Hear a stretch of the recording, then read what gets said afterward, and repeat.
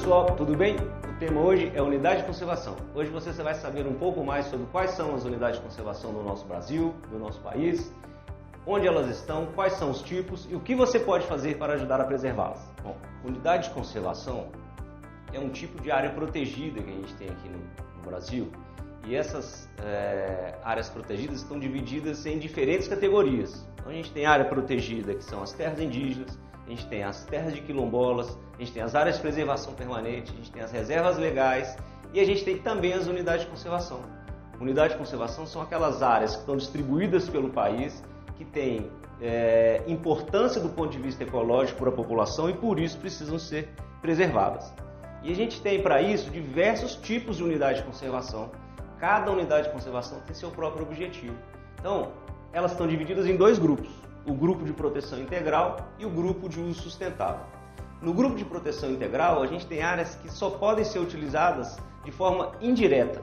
Então a gente tem um exemplo, são os parques. Os parques podem ser usados de forma indireta porque a gente vai visitar, vai curtir uma cachoeira, vai fazer uma trilha.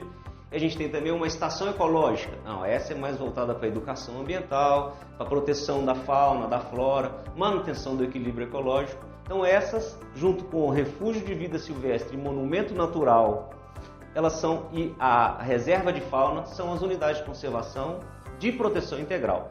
E a gente tem outras 7 unidades de conservação de uso sustentável. Essas podem ser utilizadas de forma direta. Então, o exemplo claro é assim, a reserva de desenvolvimento sustentável pode ser utilizada pelas populações tradicionais de forma sustentável.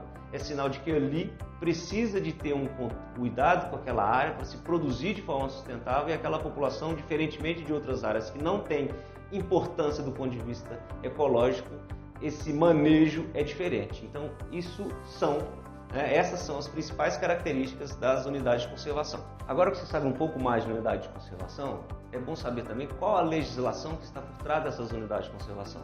Essa legislação tem o nome de SNUC, é o Sistema Nacional de Unidade de Conservação. É uma lei federal de número 9985, que foi criada lá no ano de 2000, que junto com os decretos que foram publicados posteriormente, definem quais são as regras de uso dessas unidades de conservação. E já que essas unidades de conservação possuem categorias diferentes, as regras de uso dessas diferentes categorias são definidas por um documento chamado Plano de Manejo, que está previsto lá na legislação que a gente acabou de falar. O plano de manejo define as regras de uso dessa unidade de conservação.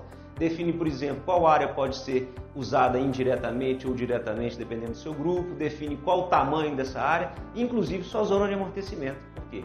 Todas as unidades de conservação, com exceção das APAs, que são as áreas de proteção ambiental, e das RPPNs, possuem zona de amortecimento, que seria uma área no entorno dessa área que já está protegida por um regulamento, que serve de colchão de proteção dos impactos que vêm da parte externa dessa área. Então, a zona de amortecimento e as regras são dadas por esse documento chamado Plano de Manejo, que é o documento mais importante das unidades de conservação.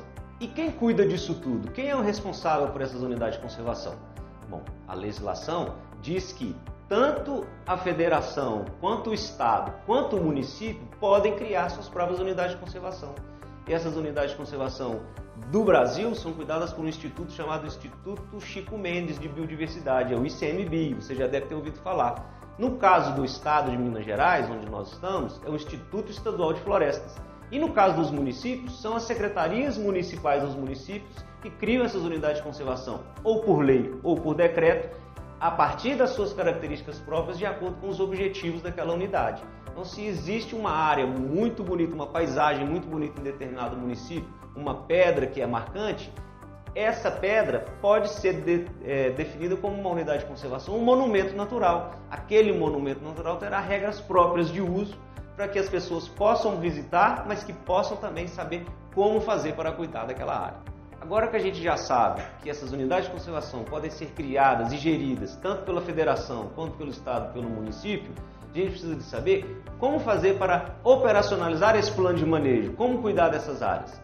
Todas essas unidades de conservação devem ter um gerente. Esse gerente é responsável por organizar toda a equipe sua de zeladoria, de vigia, de guias. Tem também os brigadistas, porque o maior inimigo das unidades de conservação são os incêndios florestais. Então, toda unidade de conservação deve ter uma equipe específica para o combate aos incêndios florestais. E você também pode ajudar, você também pode se tornar um voluntário. Você precisa de saber se existe unidade de conservação na sua região, procurar o órgão gestor e também, quem sabe, virar um voluntário na proteção dessas áreas. Geralmente responsáveis pelo fornecimento de água, do microclima. E o microclima são as condições climáticas de determinada região que podem ser beneficiadas pela existência de uma unidade de conservação. Por exemplo, se você fica debaixo de um telhado, você tem uma sensação térmica mais alta do que estar debaixo de uma árvore. Então, uma área com cobertura vegetal mais ampla propicia uma melhor qualidade no microclima daquela região.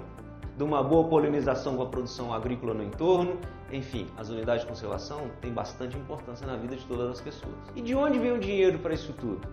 Bom, parte desse dinheiro deve vir do governo. Se for uma unidade federal, do governo federal, se for da unidade estadual, do governo estadual, se for da unidade municipal, do governo estadual. Mas existem instrumentos na lei que propiciam investimentos nas unidades de conservação em infraestrutura. É o caso dos empreendimentos que causam significativo impacto ambiental, que tem que recolher ao órgão gestor daquele estado um valor referente a um percentual daquilo que vai ser investido. Se ele causa significativo impacto ambiental, parte do recurso investido deve ser destinado às unidades de conservação, conforme previsto no artigo 36 da lei do SNUC 9985 do ano de 2000.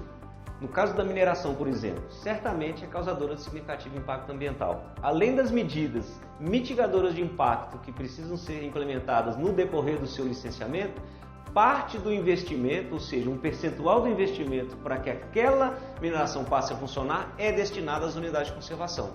Visto que causou significativo impacto ambiental, vamos proteger as áreas que já estão definidas como sendo aquelas prioritárias para a conservação.